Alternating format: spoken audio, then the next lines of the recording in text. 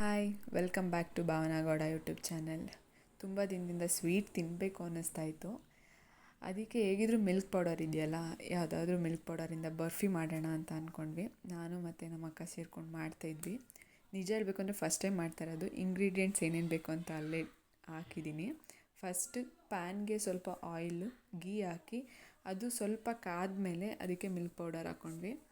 Low ಫ್ಲೇಮಲ್ಲೇ ಇದನ್ನೆಲ್ಲ ಮಾಡಬೇಕು, ಯಾಕೆಂದರೆ ಇಲ್ಲಾಂದರೆ ಅದು ತಳ ಹಿಡಿದ್ಬಿಡುತ್ತೆ. ಅದಕ್ಕೆ ಯಾವುದೇ ಥರ ಗಂಟಾಗದಿರೋ ಥರ ಅಲ್ಲೇ ಫ್ರೈ ಮಾಡ್ತಾನೆ ಇರಬೇಕು, ಇಲ್ಲಾಂದರೆ ಅದು ಕಪ್ಪು ಅಂದರೆ ಸೀದೋಗಿಬಿಡುತ್ತೆ.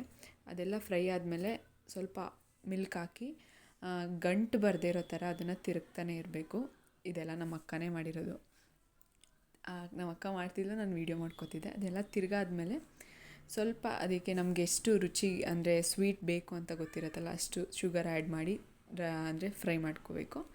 ಅದಾದಮೇಲೆ ನಮಗೆ ಯಾಕೋ ಇನ್ನೊಂದು ಸ್ವಲ್ಪ ಗೀ ಬೇಕು ಅನ್ನಿಸ್ತು, ಅದಕ್ಕೆ ಹಾಕ್ಕೊಂಡ್ವಿ. ಅದೇ ಆದಮೇಲೆ ಕನ್ಸಿಸ್ಟೆನ್ಸಿ ನಮಗೆ ಗೊತ್ತಾಗುತ್ತೆ, ಅದು ಪ್ಲೇಟಿಗೆ ಯಾವ ಥರ ಕಟ್ಟಿಂಗ್ ಬೇಕು ಅಂತ. ಅದನ್ನ ಪ್ಲೇಟಿಗೆ ಸರ್ವ್ ಮಾಡಿ ಸ್ವಲ್ಪ ಆಲ್ಮಂಡ್ ಹಾಕಿ ಡೆಕೋರೇಟ್ ಮಾಡಿಕೊಂಡೆ. ಅದನ್ನು 1 ಅವರ್ ಫ್ರೀಝರಲ್ಲಿ ಇಡಬೇಕು. ನಾನು ಇದನ್ನೆಲ್ಲ ಡೆಕೋರೇಟ್ ಮಾಡಿ 1 ಅವರ್ ಫ್ರೀಝರಲ್ಲಿಟ್ಟೆ. ಮತ್ತೆ ತಂದು ಅದನ್ನು ನಮ್ಗೆ ಯಾವ ಶೇಪಿಗೆ ಬೇಕು ಆ ಶೇಪಿಗೆ ಕಟ್ ಮಾಡಿಕೊಂಡ್ರೆ ಮಿಲ್ಕ್ ಪೌಡರ್ ಬರ್ಫಿ ರೆಡಿ ಆಗುತ್ತೆ. ತುಂಬ ಚೆನ್ನಾಗಿ ಬಂದಿತ್ತು.